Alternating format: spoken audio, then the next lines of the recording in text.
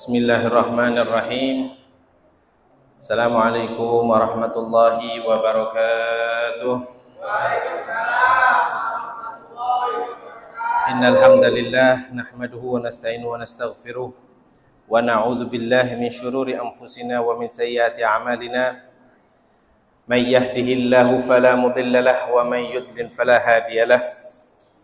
Asyhadu an la ilaha illallah wahdahu la syarika lah wa asyhadu anna sayyidina Muhammadan abduhu wa rasuluhu arsalahu bil huda wa dinil haqqi liyudhhirahu 'alad dini kullihi walau karihal kafirun walau karihal munafiqun. Amma ba'du. Yang saya hormati Bapak Ibu para jamaah rutinan di Masjid Nurussalam, benar ya? Nurussalam. Dan para jamaah MJI Majelis Judge Iman, yang mana hal yang di-judge itu bukan hanya handphone kita saja, bukan hanya laptop kita saja, melainkan keimanan kita wajib kita cas pada setiap waktunya. Apa dalilnya, apa dasarnya? Rasulullah bersabda di dalam salah satu hadisnya bahwasannya keimanan ini akan naik dan turun. Maka beliau Rasulullah SAW selalu memberikan nasihat kepada umatnya agar berdoa, wabil khusus setiap habis sholat dengan membaca doa, ya muqallibal qulub tsabbit qalbi ala dinik. Wahai yang maha membolak-balikan hati, tetapkanlah, teguhkanlah hatiku dalam agamamu.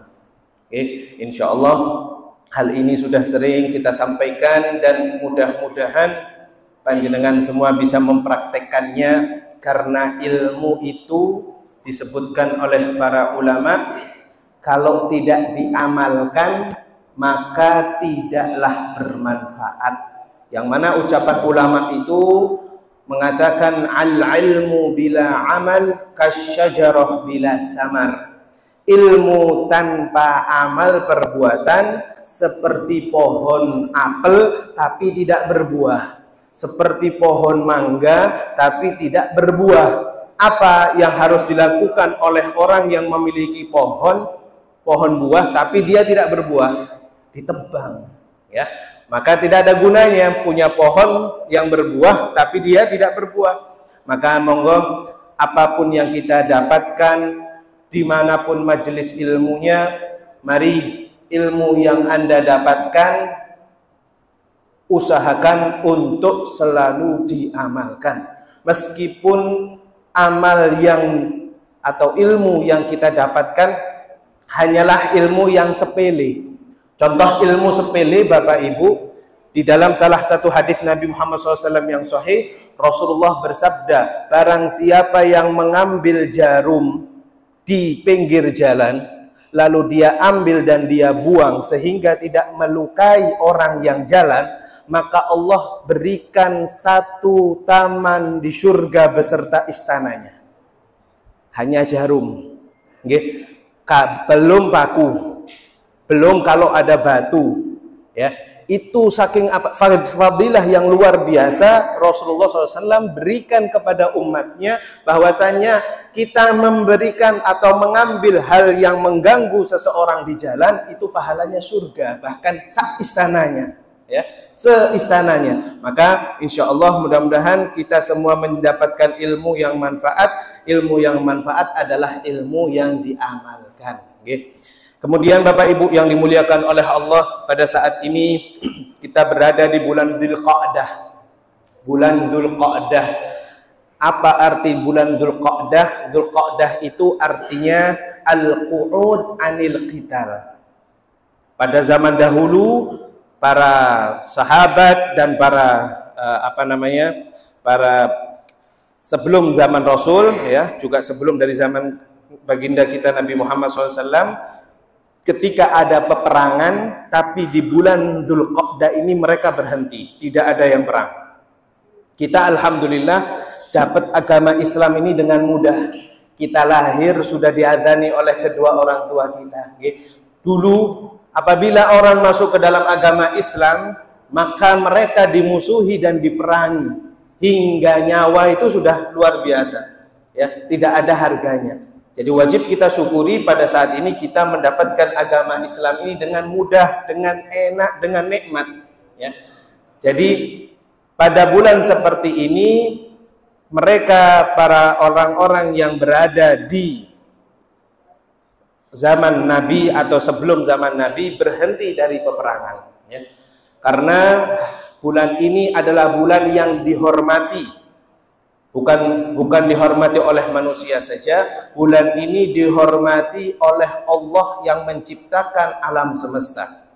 Apa dalilnya? Di surat At-Taubah ayat 36 Allah berfirman, a'udzubillahi minasyaitonirrajim, inna iddatasy syuhuri 'indallahi 12 syahran fi kitabillahi yauma khalaqas samawati wal ard minha arba'atun hurum.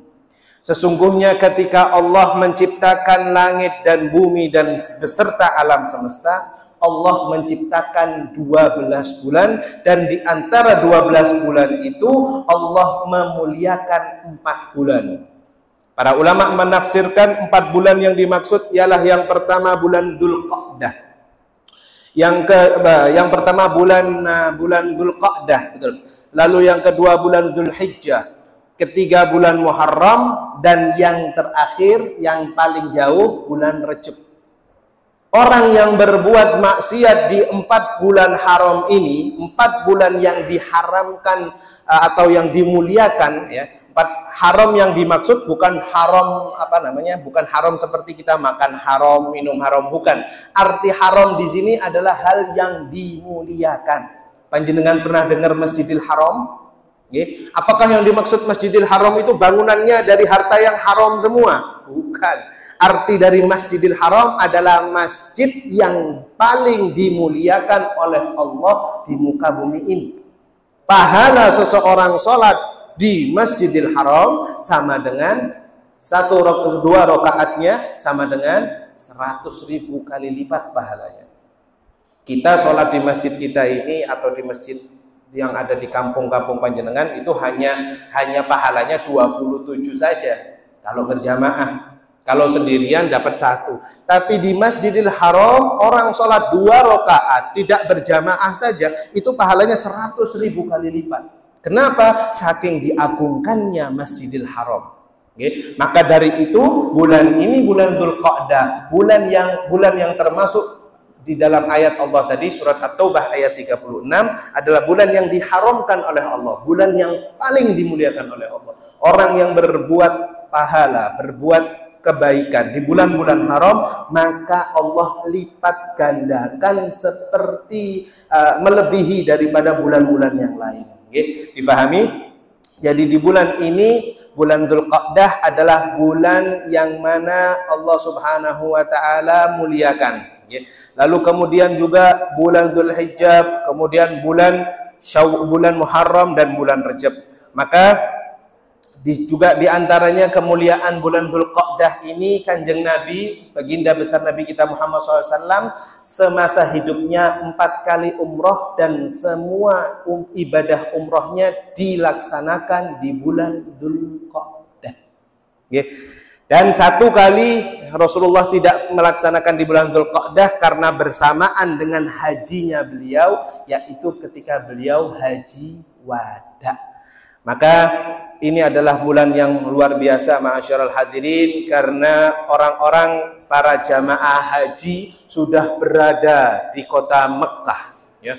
Di momentum atau di saat-saat seperti ini, para jamaah haji kloter pertama sampai tadi pagi itu kloter 67 dari embarkasi Surabaya, ya.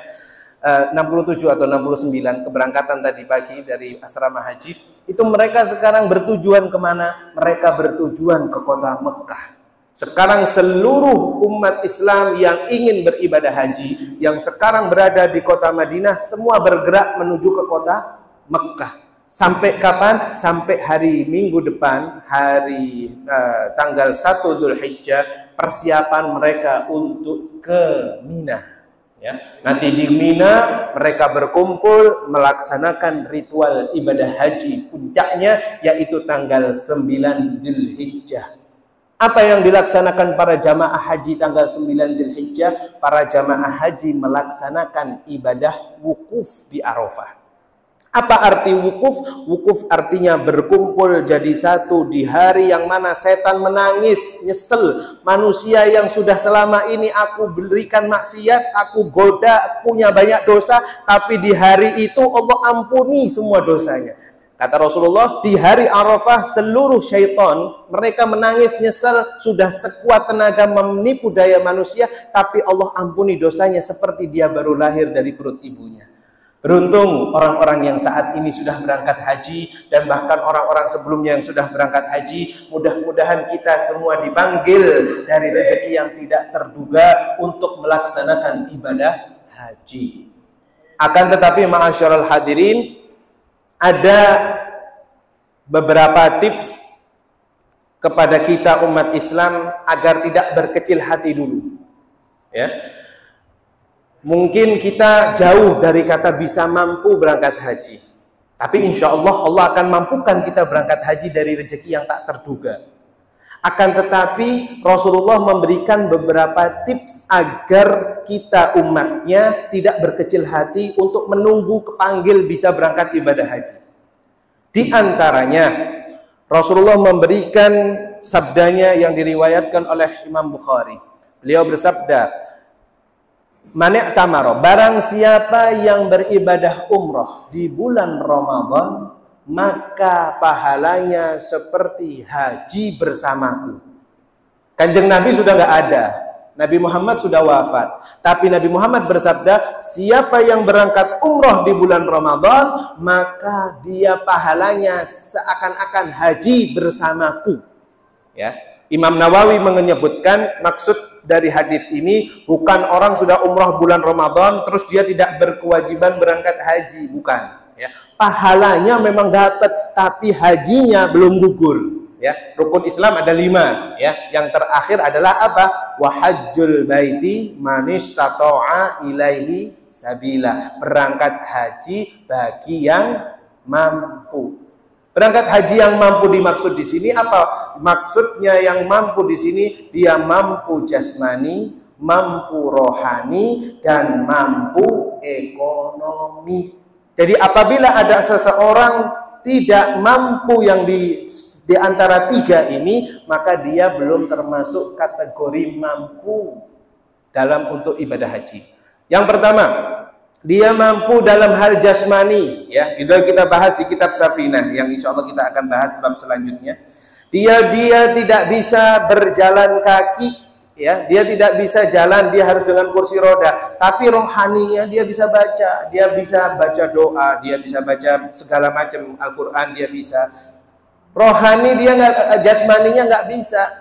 Ya, ekonominya dia mampu, maka dia belum diwajibkan untuk berangkat ibadah haji. Maka ma'asyiral hadirin, itu tips yang pertama. Orang yang umroh di bulan Ramadan, pahalanya seakan-akan berhaji bersama baginda Nabi Muhammad sallallahu alaihi wasallam. Allahumma shalli ala Muhammad. Yang kedua, nah, umroh Ramadan biayanya mahal nggih, Pak Anto? Mahal sekali, ya. Karena apa? Orang ngincel pahala haji, tapi umroh di bulan Ramadan itu mahal sebenarnya. Harga-harga hotel di Mekah Madinah itu mahal. Ada tips lagi yang kedua, yang Rasulullah SAW bersabda diriwayatkan oleh Imam Tabarani. Insya Allah panjenengan bisa lakukan ini. Apa itu? Barang siapa yang sholat subuh pada pagi harinya, lalu dia berdiam membaca zikir hingga matahari terbit, maka dia mendapatkan pahala haji taman. Apa artinya? Kata Rasulullah, siapa yang sholat subuh terus dia tidak berdiri dari tempatnya. Yang bapak-bapak sholat subuh di masjid, kemudian tidak berdiri dari tempatnya, tidak keluar dari masjid hingga matahari terbit. Yang ibu-ibu, mbak-mbak di rumah sholat, setelah sholat tidak langsung ke dapur persiapan prepare untuk berangkat kerja, tapi tunggu dulu, ngaji dulu ya sampai matahari terbit. Matahari terbit hari ini jam 5.20 berapa? 5.20 sekian ya. Gak lama kok matahari terbit. Lalu kemudian ketika sudah matahari terbit, dia lakukan sholat 2 rakaat, bukan sholat duha, namanya sholat isyraq. Sholat sunnah isyraq, usolli sunnatal isyraq rakaataini lillahi ta'ala. Waktunya sebentar isyraq, dari matahari muncul, agak langit sudah terang ya. Barang siapa yang sholat 2 rakaat, dia sholat subuh ya. Barang siapa yang dia sholat subuh lalu dia tidak berdiri dari tempatnya, kemudian dia sholat 2 rakaat isyraq ya, maka pahalanya dia seakan-akan haji dengan pahala yang sempurna, pahala yang sempurna, pahala yang sempurna. 3 kali Kanjeng Nabi bilang itu. Orang yang berangkat haji saat ini belum tentu hajinya diterima. Memang kita berdoa, mendoakan ketika sambang haji, mugi-mugi haji mabrur, mugi-mugi, semoga ya. Belum ada jaminan dia haji sudah mabrur meskipun sudah berangkat ke sana, tapi kita doakan semoga panjenengan haji mabrur. Oke? Seperti halnya orang meninggal, mugi-mugi husnul khotimah. Tidak boleh kita mengatakan husnul khotimah, tidak boleh, karena kita nggak tahu yang berhak memberikan kriteria dia husnul khotimah atau tidak Allah. Tapi kita doakan mugi-mugi semoga dia husnul khotimah. Begitu juga dengan orang-orang yang haji, mudah-mudahan Bapak Ibu jenengan hajinya diterima, mudah-mudahan ya, dibarengi dengan, diawali dengan kalimat mudah-mudahan haji jenengan diterima, menjadi kriteria haji yang mabrur ya. Nah, itu untuk jamaah haji yang saat ini berada di kota Mekah. Tapi orang yang pagi harinya habis sholat subuh tidak tidur lagi, dia melaksanakan, dia duduk baca zikir, baca Al-Quran hingga matahari terbit, maka dia mendapatkan pahala haji yang sempurna, pahala haji yang sempurna, pahala haji yang sempurna. 3 kali Kanjeng Nabi bilang seperti itu Bapak Ibu.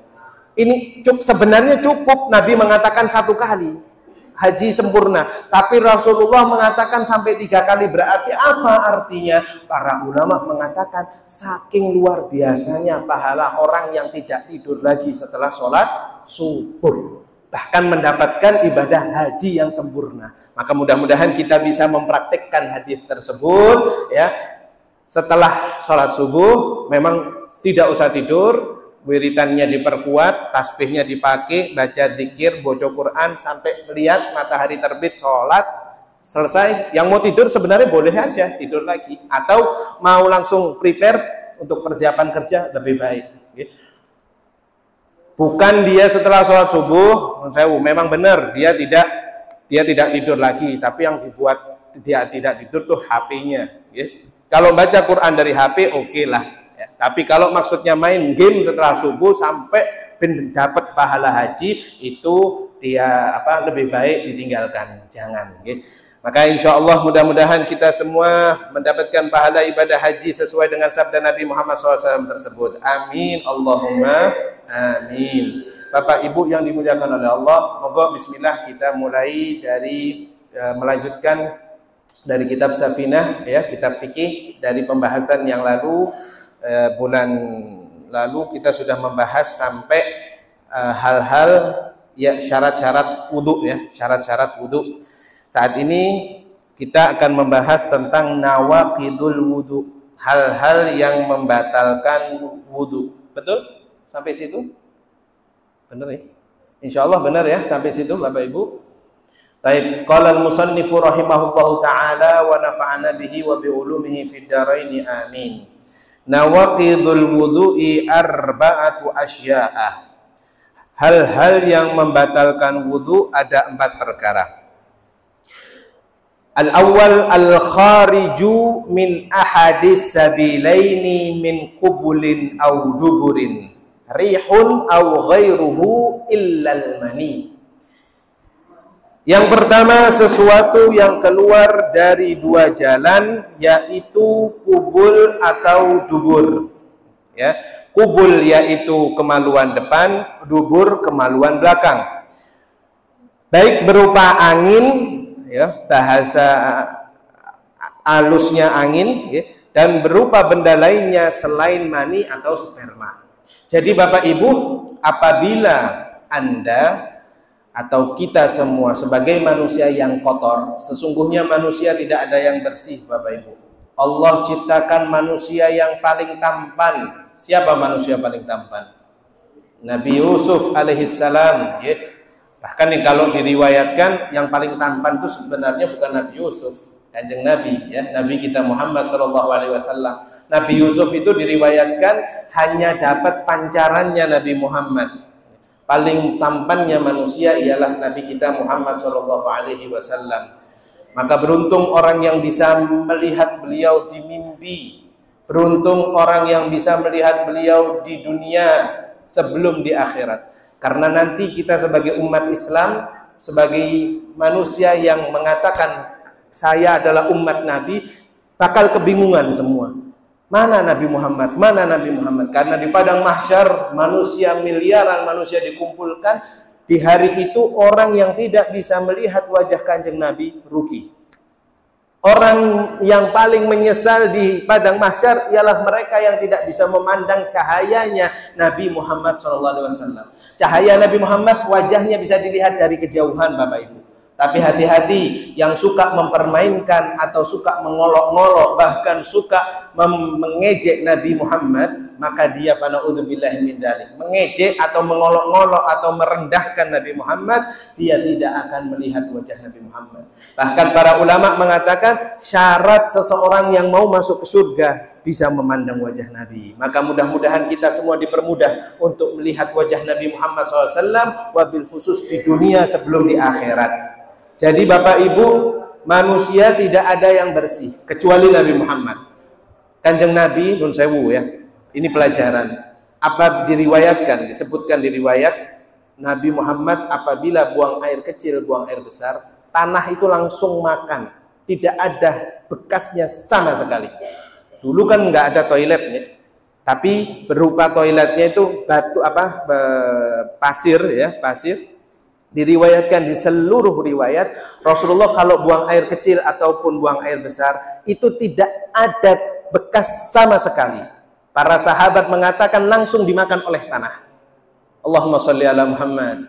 Bahkan ketika beliau sudah buang hajat, para istrinya meriwayatkan wangi harum kamar mandinya atau hammam atau tempat beliau setelah menunaikan hajat itu sama sekali tidak ada bau seperti manusia-manusia yang lain. Ya, jenengan paham sendiri ya. Jadi bau dari Nabi Muhammad wanginya luar biasa. Ketika beliau setelah buang hajat dilihat tidak ada bekas, seakan-akan Rasulullah tidak buang hajat. Jadi ketika itu baunya pun harum, ya, semerbak. Ya panjenengan nggak usah membandingkan dengan diri panjenengan masing-masing. Harum yang dimaksud di sini bukan harum konotasi, ya. Ini kalau harumnya panjenengan konotasi, ya. Bisa dihirup oleh jenengan tapi tidak bisa dihirup oleh orang lain. Maka ketika seseorang keluar hajat batal wudhunya. Loh Ustaz, bagaimana kalau dia tidak keluar air kencing? Yang keluar non sewu, ada orang sakit keluar dari kemaluan depannya atau keluar dari kemaluan belakangnya itu batu. Apakah juga membatalkan wudhunya? Tetap membatalkan. Apapun yang keluar dari dua lubang manusia, ya, kubul dan dubur, maka membatalkan wudhu. Difahami sampai sini? Lanjut. Atsani zawalul aqli binaumin aw ghairihi illa nauma qaidin mumakkinin maq'adatahu minal ard. Hilangnya akal disebabkan karena tidur atau lainnya kecuali tidurnya orang yang duduk dengan posisi menetapkan bokongnya pada tanah. Anda bisa tidak batal wudhu ketika tidur Bapak Ibu. Syaratnya yang pertama, para ulama mengatakan Kalau kita tidur biasa, ya, tidur dalam keadaan terbaring, itu batal atau tidak wudhu kita? Batal ya. Tidak ada dalil yang menyebutkan kalau tidur terbaring tidak batal. Tidak ada. Semua ulama bersepakat orang yang tidur terbaring batal. Kecuali orang yang tidur duduk. Duduk yang dimaksud saat ini akan kita bahas. Syarat orang tidur duduk ada 4. Yang pertama, dia duduknya harus rata dengan tanah. Tanah yang dimaksud berarti yang kita injak saat ini apa? Tegel ya, granit atau apa ini? Pokok karpet seperti ini juga masih tipis lah. Ada karpet yang empuk sehingga kita kalau kita duduk karpetnya berubah. Atau sofa, kita duduk di sofa, itu tidak rata. Ya, maka orang yang tidur seperti saat ini sekarang, ada yang sudah praktik tidur, monggo dilihat kanan kirinya, monggo ada. Jadi seandainya ada yang tidur saat ini, ya, monggo dilihat, insya Allah tidurnya tidak batal. Kalau duduk di atas tegel, tanpa ada hal-hal yang membuat bokongnya itu merubah tempat posisinya. Oke, itu syarat yang pertama. Jadi orang yang tidur di sofa duduk atau tidur di jok mobil duduk, dilihat kalau joknya tidak rata, maka ada rongga antara bokong dan tempat duduknya, maka membatalkan wudhu. Difahami? Itu syarat yang pertama. Lalu kemudian syarat yang kedua, ayyastaikida ala halati nama alaiha.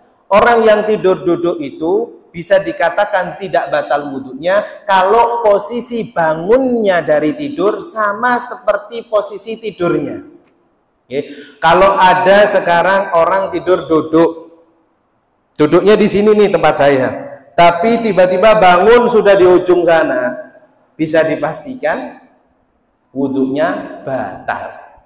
Mau posisi pindah ke sananya gelundung atau posisinya dia ngelindur terus kemudian pindah, yang penting dia pindah dari posisi atau bangunnya dia tidak pada posisi tidurnya, batal wudhunya. Difahami syarat yang kedua. Lalu syarat yang ketiga, an la yukhbirahu ma'sum, ya, inda ramli bi khurujir rihin min asai wa yanfi adlun inda Ibnu Hajar. Tidak ada yang mengabari orang-orang yang di sebelahnya yang kira-kira orang itu amanat. Awakmu mau turu, cuman mari habis terbaring duduk lagi. Jadi ada yang mengabari kita kalau tidur kita itu duduk pertamanya, tapi terus kita terbaring, terus kita duduk lagi. Kalau ada yang mengabari kita seperti itu, dan orang yang mengabari kita adalah orang yang amanat, gak suka guyonan, dan bisa dipegang omongannya, maka batallah wudhu kita. Kalau misalnya orang itu ya sahabat kita, sering kita guyonan, padahal posisi tidur kita sama dengan posisi di awal, tidak ada perubahan sama sekali, saking we digudung, awakmu mau ngorok sampai ngorok itu tidak membatalkan ya Bapak Ibu. Mau tidur duduk dia ngorok tidak batal. Yang penting posisi bokongnya ini, posisi rongga yang ada di bawahnya tidak berubah ya. Jadi itu syarat yang ketiga. Dan syarat yang keempat adalah seseorang tersebut harus seseorang tersebut harus dengan porsi tubuh yang tidak terlalu kurus atau tidak terlalu gemuk. Kurus boleh, gemuk boleh, tidak lebih kurus banget tidak boleh. Kurus banget itu batal ya. Apa sih bahasa tepes lah. Kalau gemuk banget, gemuk sekali juga nggak boleh. Gemuk tok masih lumayan, masih bisa ya. Tapi gemuk sekali itu tidak bisa ya. Maka syarat orang tidur yang tidak membatalkan wudhu dengan posisi duduk ialah 4 syarat tersebut. Mungkin dipahami ya. Lalu kemudian hal-hal yang membatalkan wudhu yang ketiga, iltiqa'u basyaratai rajulin wa imra'atin kabiraini ajlibaini min ghairi hailin. Hal yang membatalkan wudhu yang ketiga adalah bersentuhan antara kulit laki-laki dan wanita yang sudah sama-sama dewasa dari mahramnya. Dan ketika bersentuhan tanpa penghalang. Nah, ini Bapak Ibu sering disalahpahami masalah kalimat mahram.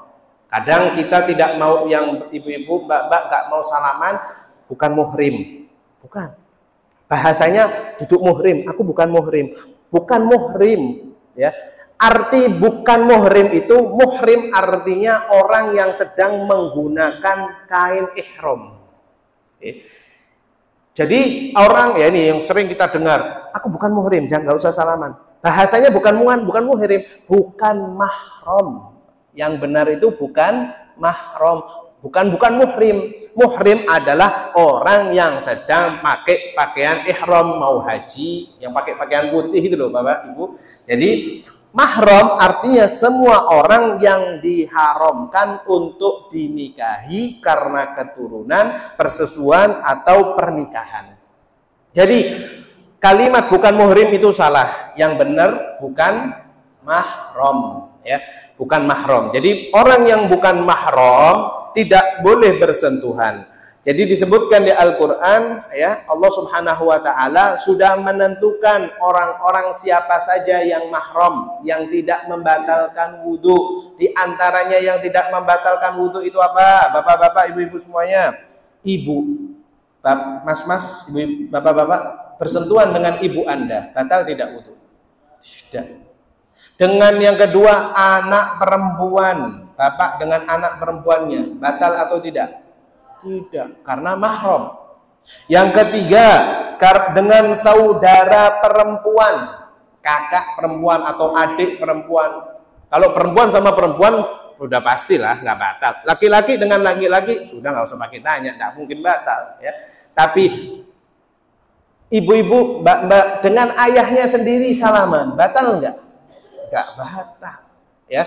Dan seterusnya, bibi dari ibu atau bibi dari ayah, ya, batal atau tidak? Budi tidak batal. Jadi, kemudian ada lagi saudara laki-laki keponakan atau keponakan, batal nggak untuk kita? Kita punya adik kita sudah nikah, adik kita punya anak atau kakak kita punya anak perempuan, yang mas-mas jadi pamannya, bapak-bapak jadi pamannya, salaman dengan ponakannya sendiri, batal atau tidak? Tidak batal. Jadi seluruh mahram yang disebutkan tadi, seseorang diharamkan untuk menikahi. Hati-hati, ya. Itu pembahasan yang pertama. Pembahasan kita yang kedua itu namanya mahram mu'abbad, tidak boleh dinikahi selamanya. Ada namanya mahram karena mu'akkad, ya. Boleh dinikahi karena kondisi tertentu. Di antaranya saudara ipar. Mas-mas, bapak-bapak nikah, punya adik ipar, sudah nikah sama kakaknya, pengen nikah sama adiknya juga, boleh atau tidak? Haram, tidak boleh. Allah melarang di Al-Quran. Karena itu pernah kejadian di zaman sebelum Nabi Muhammad SAW diutus. Orang laki-laki menikahi saudaranya perempuan yang besar, kemudian menikahi. Jadi sak duluran dinikahi dengan satu orang laki-laki. Kemudian ketika Nabi Muhammad diutus oleh Allah, lalu dilaranglah hal tersebut. Kecuali ada syaratnya. Kecuali kalau si laki-laki ini sudah bercerai dengan istrinya, lalu kemudian menikahi mantan adik iparnya, itu baru boleh. Difahami? Lalu kemudian bibi istri dari ayah atau ibu. Mertua itu batal nggak Bapak, Ibu, Mas, Mbak? Mertua, jenengan yang sudah menikah. Mertua batal tidak? Tidak batal.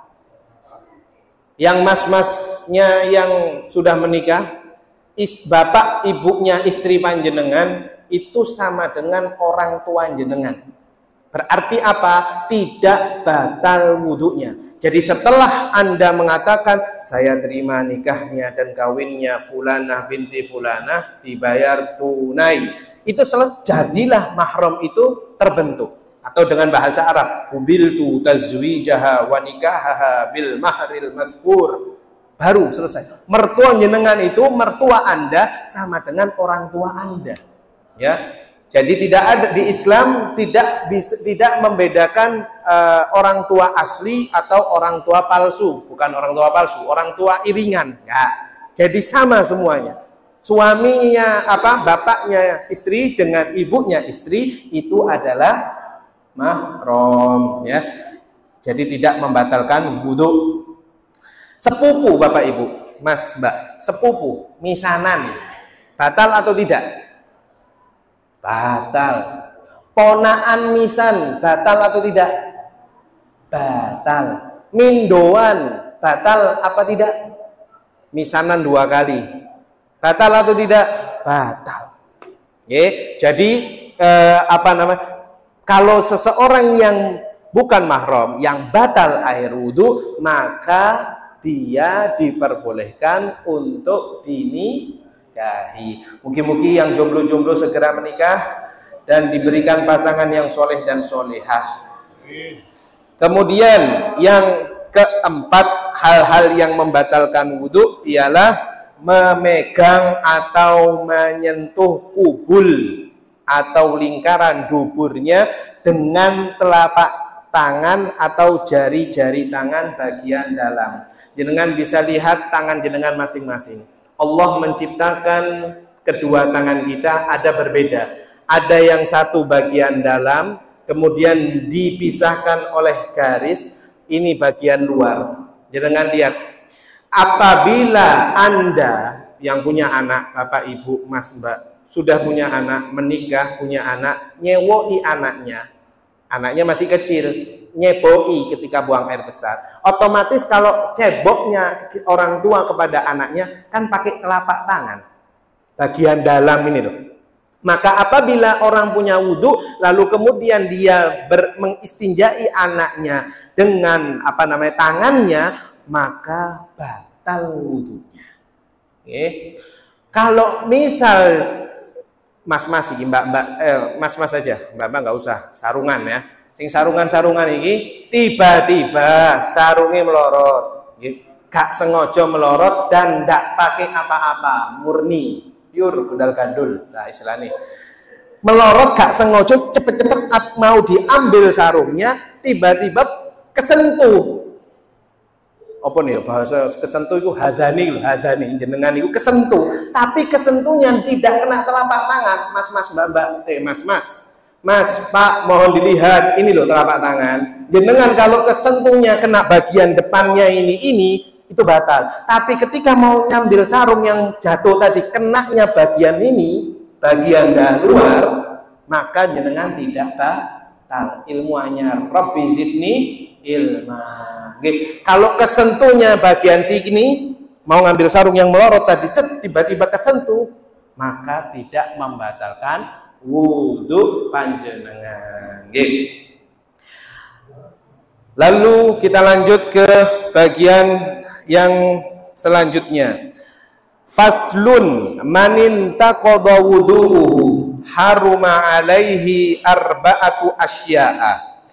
Orang yang batal wudhunya dia diharamkan untuk 4 perkara. Yang pertama, as-shalah.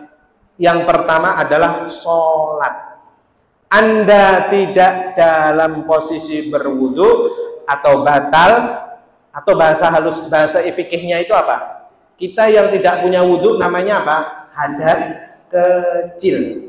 Panjenengan yang tidak punya wudu sekarang, meskipun sedang iktikaf di masjid, ya, nggak wajib kan punya wudu. Wajibnya punya wudu ketika apa? Ketika sholat saja. Tapi jenengan sekarang mendengarkan tausiah atau sedang taklim, sedang belajar ini saat ini, jenengan nggak punya wudu, berarti posisi jenengan yang nggak punya wudu, nama istilah fikihnya jenengan sedang hadas kecil.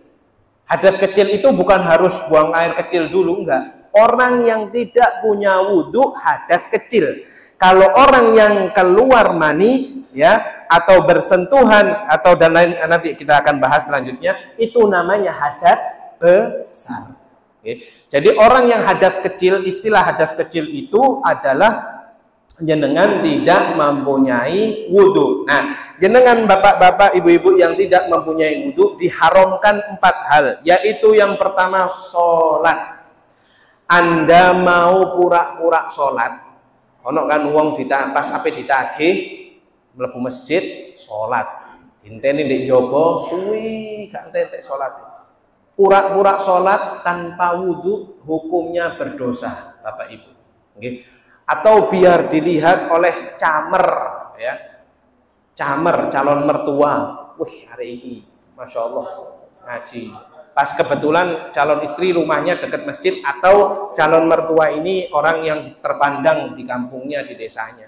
Sholat nang masjid, iktikaf luar biasa, tapi gak duwe wudhu. Sholatnya atau pura-pura sholatnya dia itu berhukum haram. Jadi selama dia tinggal di masjid atau selama dia adegan sedang sholat itu dia mendapatkan dosa, ya. Lalu kemudian yang kedua, at-tawaf. Orang yang tidak punya wudhu tidak boleh tawaf. Tidak asing ya bahasa tawaf di sini. Apa arti tawaf? Tawaf artinya memutari Ka'bah sebanyak 7 kali, dimulai dari Hajar Aswad dan diakhiri dari Hajar Aswad. Kenapa kok hanya muter 7 kali di lingkaran Ka'bah itu tidak boleh kalau tanpa wudhu? Karena orang yang sedang tawaf, yang sedang memutari Ka'bah sebanyak 7 kali itu, pahalanya kata Kanjeng Nabi seakan-akan dia sedang sholat 2 rakaat tahiyatul masjid. Sudah kita bahas waktu itu. Anda mau muteri Masjid Nurus Salam 7 kali, pahalanya tidak dapat sholat sunnah tahiyatul masjid. Semua masjid selain Masjidil Haram yang ada di Mekah tidak sah sholatnya kalau tidak 2 rakaat, kecuali di Masjidil Haram. Masjidil Haram jenengan insya Allah mungkin bisa umroh, bisa haji semuanya.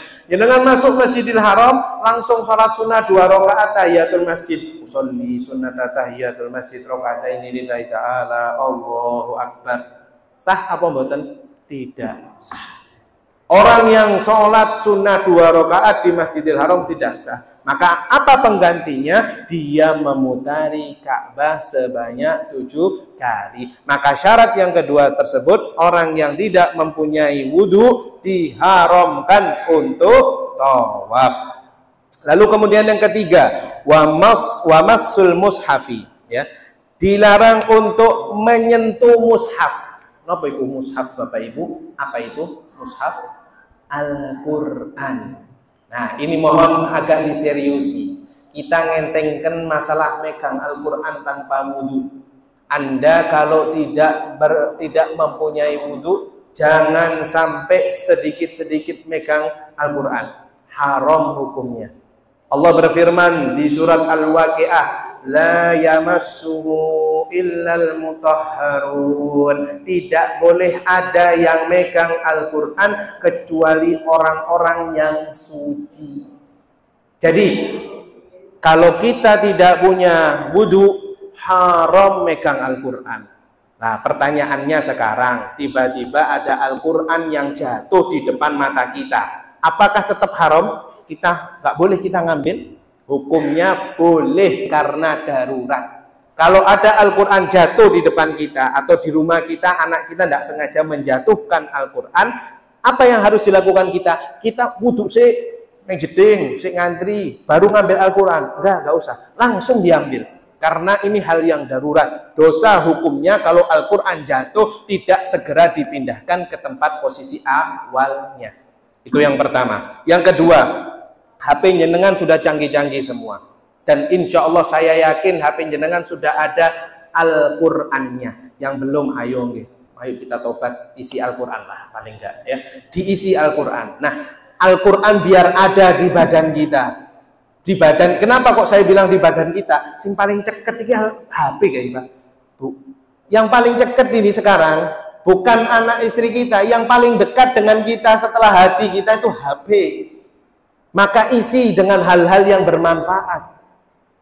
Nah, sekarang pertanyaannya, apabila kita buka Al-Quran, ketika kita membuka Al-Quran di handphone kita, ya, ketika kita membuka Al-Quran di handphone kita, apakah kita diwajibkan juga untuk memiliki wudhu?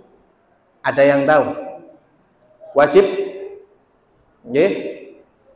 Halo? Masih? Baik? Wajib. Meskipun ini hanya di HP. Akan tetapi apabila aplikasi handphone ini, aplikasi Al-Quran ini sudah kita tutup, maka tidak wajib lagi kita memiliki wudhu ketika megang handphone kita. Difahami? Itu yang pertama. Yang kedua, boleh nggak kita sholat sambil megang Al-Quran? Ketika sholat, kita megang Al-Quran. Karena surat yang kita baca surat Al-Imran. Kita pegangin. Boleh? Boleh. Pengganti Al-Quran sekarang HP. Pas baca Al-Quran, kita pakai Al-Quran yang ada di HP. Pas sholat. Boleh atau tidak? Boleh, asalkan tidak sekalian menjawab WA. Nggih, jenengan pas sholat WA masuk, lagi ono iklan barang di Shopee. Pas masuk tiba-tiba ada WA sekalian, jarene Ustaz Mustafa gak apa-apa karena WA haram, batal sholatnya dengan. Kecuali kalau memang Al-Qur'an yang jenengan baca, kemudian kemudian setelah jenengan selesai nih baca surat panjang, lalu dimasukkan ke kantong lagi. Dan ingat, syaratnya adalah, saya tegaskan lagi, tidak boleh dengan 3 gerakan berturut-turut. Jenengan ngambil HP dari kantong, kemudian buka password, sidik jari gak jalan, mari ngono ngutek-ngutek ati password 24 berapa 67. Terus habis gitu baru mau nyari aplikasi HP-nya, aplikasi Al-Qur'annya, maka ini tidak boleh. Ya, harus bagaimana? Jenengan sudah siapkan mushaf Al-Qur'an. Jadi sekiranya ketika sholat Anda tidak bergerak 3 kali berturut-turut, jadi ngambil, bergerak sedikit, langsung password buka. Ya, jadi apabila dengan gerakan 3 kali berturut-turut, sholat panjenengan bisa membatalkan, bisa batal. Ya. Lalu kemudian terakhir, hal-hal yang tidak boleh ketika seseorang itu tidak memiliki wudhu, wahamluhu. Pertama tadi menyentuh, ya. Menyentuh tulisan Al-Quran itu tidak boleh. Yang keempat, memegang benda atau membawanya. Anda yang mbak-mbak ya, kising rajin biasanya mbak-mbak, ibu-ibu, ono Al-Quran, ada Al-Quran di tas jenengan. Kalau jenengan bawa tas, yang mana tas tersebut tidak ada isinya kecuali Al-Quran, tidak boleh. Harus memiliki wudhu. Tapi di dalam tas itu ada dompet, ada bedak, ada lipstik, ada Al-Quran. Tibain jenengan ketika sudah berangkat dari rumah punya wudhu, tapi batal ketika di tempat kerja. Maka bagaimana hukumnya? Hukumnya tetap diperbolehkan. Yang terpenting jangan sentuh Al-Qur'annya. Karena apa? Karena ada benda lain di dalam tas Anda. Wallahu a'lam bishawab. Insyaallah kita akan lanjutkan hal-hal yang membatalkan atau yang diharamkan, hal-hal yang diharamkan seseorang dalam keadaan junub dan dalam keadaan haid. Ini tafsirnya agak banyak, agak panjang. Kita akan bahas di waktu pertemuan kita yang akan datang. Silakan barangkali ada yang bertanya. 1 jam, Pak. Gak terus, 1 jam kurang 10. Hah? Cukup atau ditambahin nanti ini? Enaknya cukup aja ya, daripada kepanjangan. Ini aja kayaknya sudah berbeda dengan yang lalu. Ono masuk gondrong yuk kayak Wah, bisa bukan bukan anak baru. Enggak yang gondrong yang sebelah situ. Bulan lalu kayaknya nggak ada dia. Produk enak. Bukan itu sebelah sini yang Kucir City. Oh, ada. Berarti hari ini beda dengan bulan lalu. Lebih kondusif. Assalamualaikum Ustadz. Salam.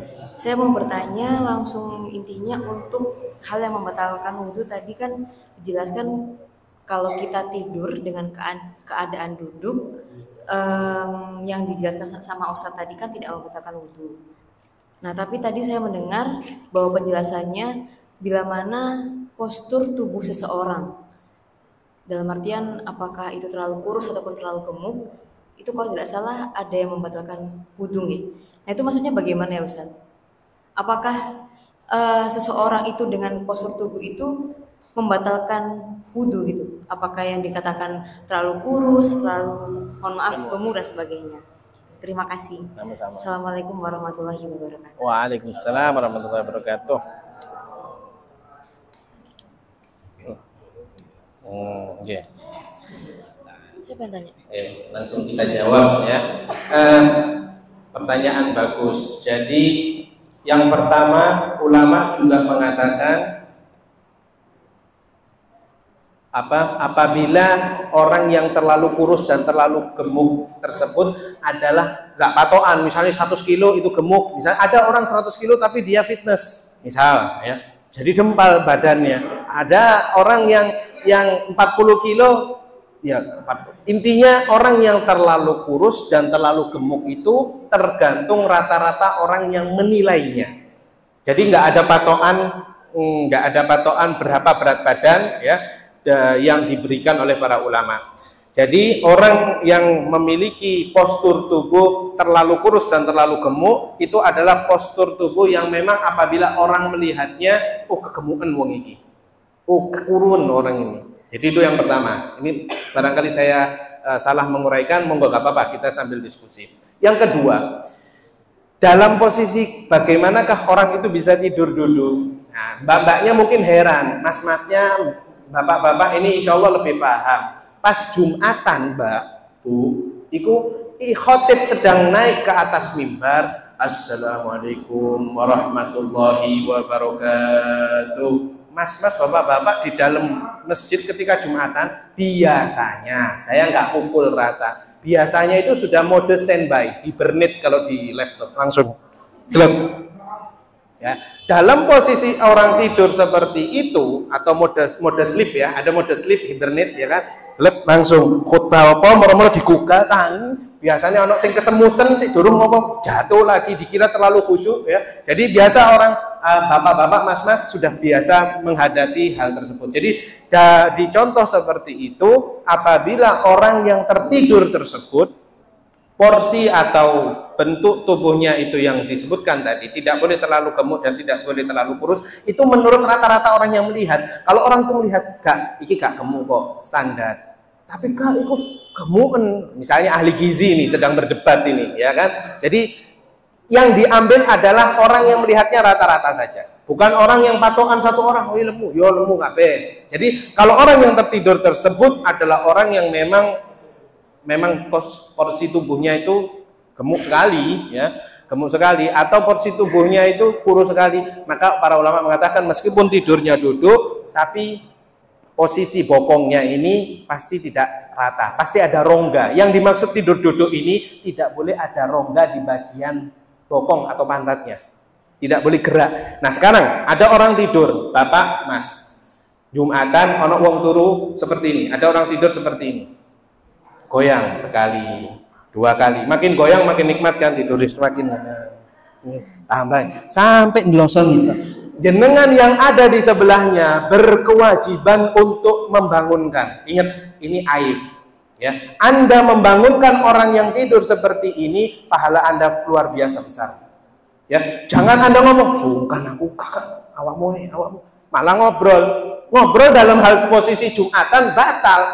Gak ada kata sungkan dalam ilmu fikih Kalau ada sesuatu yang memang hal itu tidak baik dalam perihal sholat ya, atau ketika Jumatan ada yang sampai ingin atau sampai ngorok tadi, meskipun dia nggak bergerak tapi mendengkur, suaranya kan jenengan pegang mas, atau nggak usah pakai mas lah, jenengan sentuh aja, pasti dia paham. Bahkan dia yang seperti itu berterima kasih banget sama jenengan. Untuk bapak-bapak, mas-mas yang biasa hadir Jumatan ya, jangan pernah malu Anda berbuat kebaikan meskipun hal tersebut itu hal yang ringan sebenarnya, nggak ada sungkan, jangan sungkan, bangunkan. Seperti itu maksudnya. Wallahu a'lam. Apakah masuk kira-kira jawabannya? Silahkan, nggak apa-apa lagi disanggah. Kita diskusi aja di sini.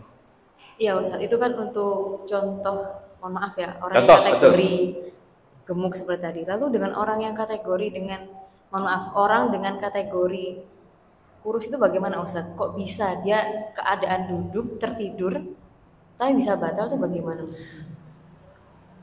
Mohon maaf, sekarang saya belum masih paham. nggak apa-apa. Saya paling jadi gini, orang yang normal standar lah.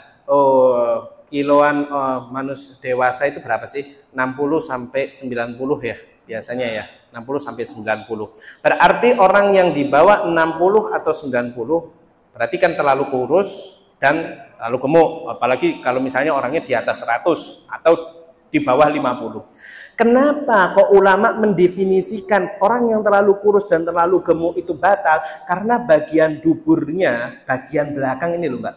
Ketika duduk, dia ini bakal ada rongga. Tahu nggak rongga? Jadi bakal tidak rata dengan tempat yang dia duduki. Ya ini nggak bisa kebayang sih sebenarnya. Karena monggo ada yang praktik. Saya nggak terlalu gemuk loh ya. Jangan lihat ke saya. Alhamdulillah gini-gini juga kita olahraga ya. Jadi kalau yang terlalu gemuk banget, istilah dia tuh ketika duduk, jadi posisi duburnya tidak nyentuh ke tanah. Jadi bagian kanan dan kiri bokongnya itu ngangkat, paham nggak? Jadi kalau terlalu ngangkat, otomatis di bagian bawah ini, bagian dubur itu ada rongga yang angin itu bisa masuk. Dikhawatirkan pas tidur dia buang angin tanpa terasa. Makanya tidak boleh terlalu gemuk dan terlalu kurus. Dikhawatirkan ada angin yang atau dia kentut atau buang angin itu gak kerasa. Tapi orang yang standar, ketika dia buang angin dia bakal kerasa ada sesuatu yang keluar dari dua jalan tersebut. Allahu a'lam. Semoga terjawab. Terima kasih Ustaz. Sama-sama. Mungkin ada lagi di jamaah lantai bawah. Assalamualaikum Ustaz. Waalaikumsalam warahmatullahi.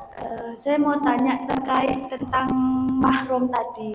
Kan sebelum kita menikah dengan pasangan kita kan kita itu bukan mahram ya Ustaz. Iya. Nah, setelah kita menikah itu berarti kan kita sudah disebut dengan mahram.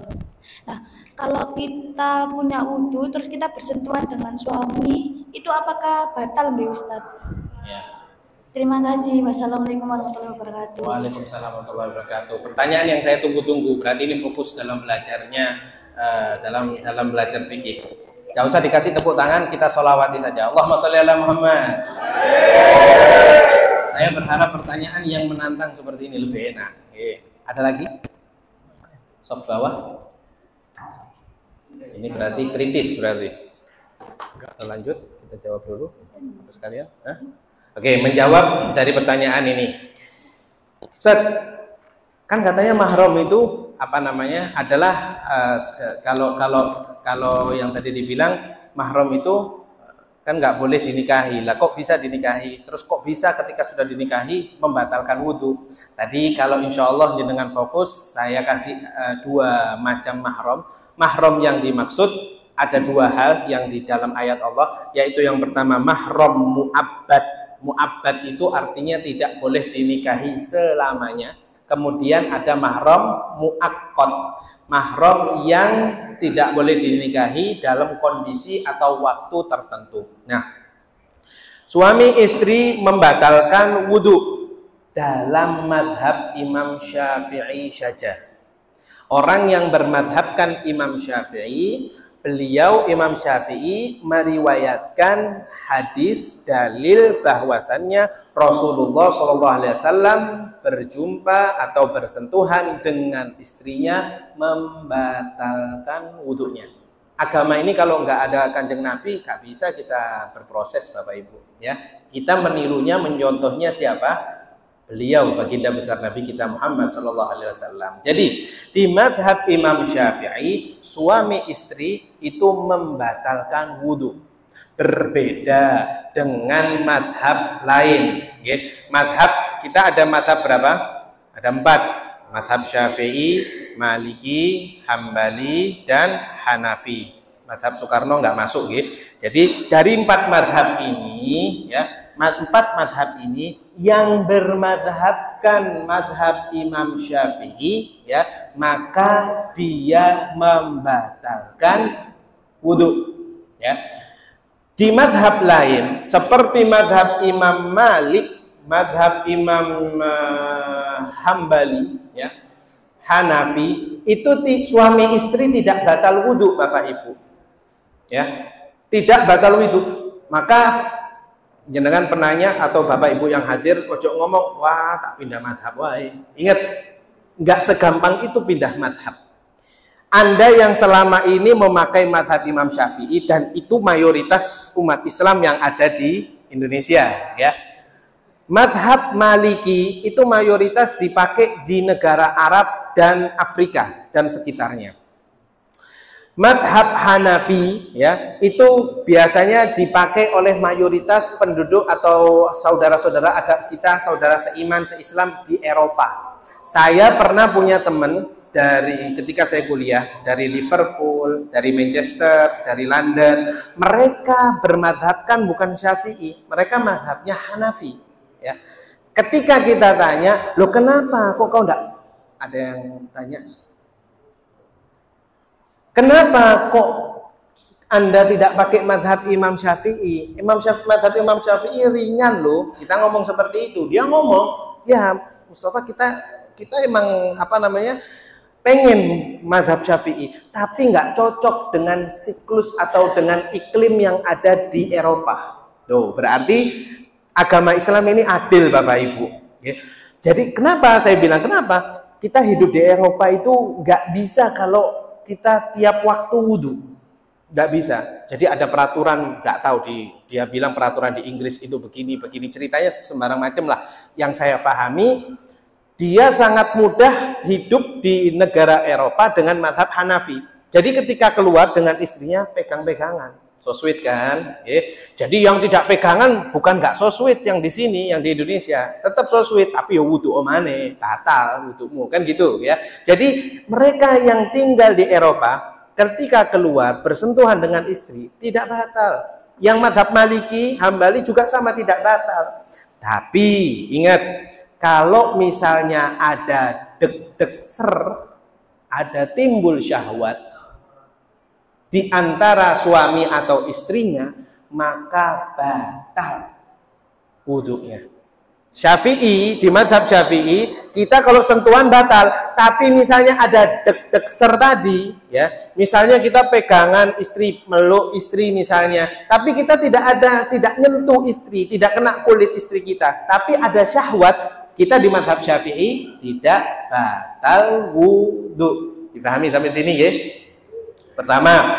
Kedua, Anda ketika misal ya Bapak Ibu yang wudhunya madhab Syafi'i, Anda ketika wudhu, ketika sekarang yang masih dalam keadaan berwudhu, ada nyamuk dipukul, keluar darah. Nyamuk ini mengeluarkan darah di badan kita. Batal nggak wudhunya dengan?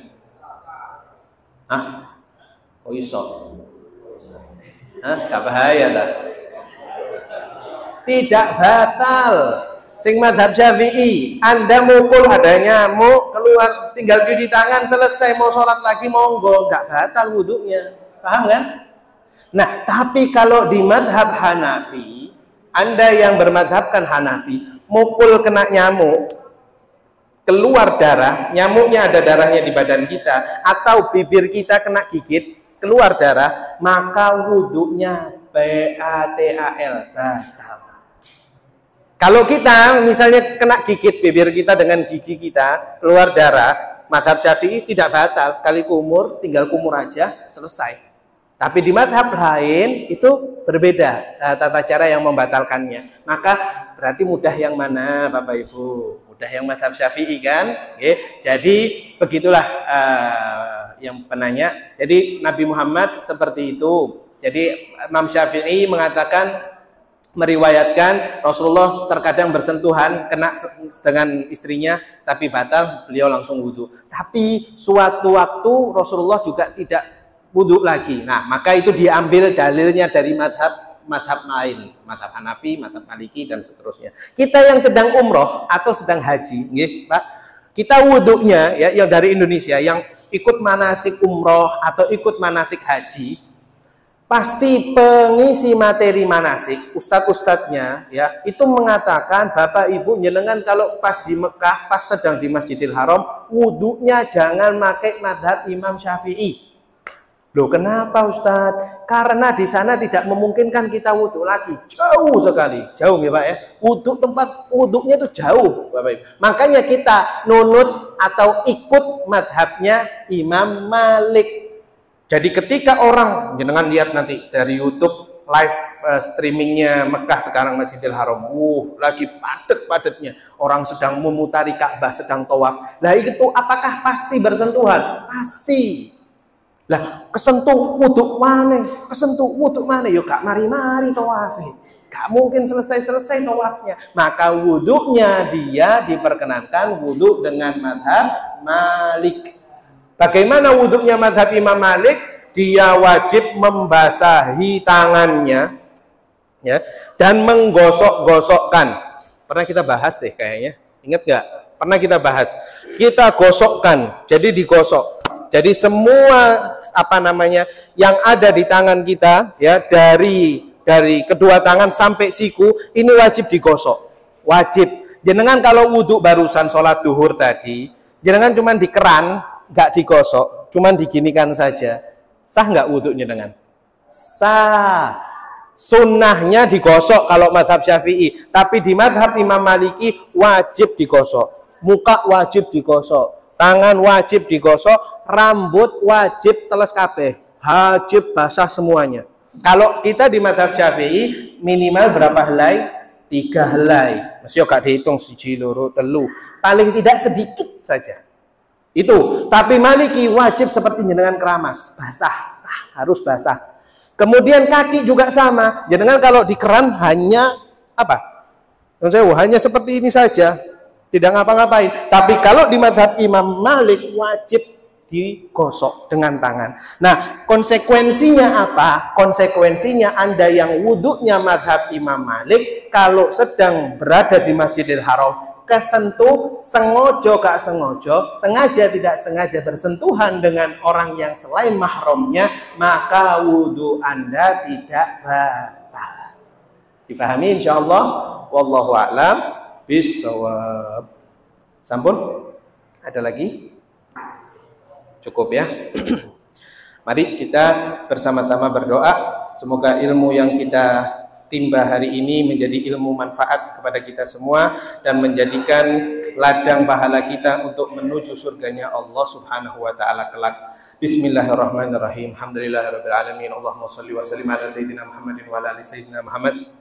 Allahumma ja'al jam'ana hadza jam'an marhuma wa tafarruqana bihi tafarruqan ma'suma wa la taj'al fina shaqiyan wa la mahruma bi rahmatika ya arhamar rahimin wa ya akramal akramin. Allahumma iftah lana futuhal 'arifin wa yufaqqihna fid din wa yu'allimuna ta'wil. Allahumma arzuqna rizqan halalan thayyiban katsiran mubarakan fi. Allahumma ya rahman ya rahim ij'al al-hujjaj wal mu'tamirin wal musafirin ihfadhhum wa la tadurhum. Ij'alna min ahli al-hajj, ij'alna min ahli al-istiqamah, ij'alna min ahli ta'ah, ij'alna min ahli salat الجماعة. اللهم اجعلنا من أهل الخير والبركة. اللهم ربنا ظلمنا أنفسنا وإن لم تغفر لنا وترحمنا لنكونن من الخاسرين. ربنا آتنا في الدنيا حسنة وفي الآخرة حسنة وقنا عذاب النار وأدخلنا الجنة مع الأبرار يا عزيز يا غفار يا رب العالمين. وصلى الله على سيدنا محمد وعلى آله وصحبه وسلم بحق سبحان ربك رب العزة عما يصفون وسلام على المرسلين والحمد لله رب العالمين. سر الفاتحة.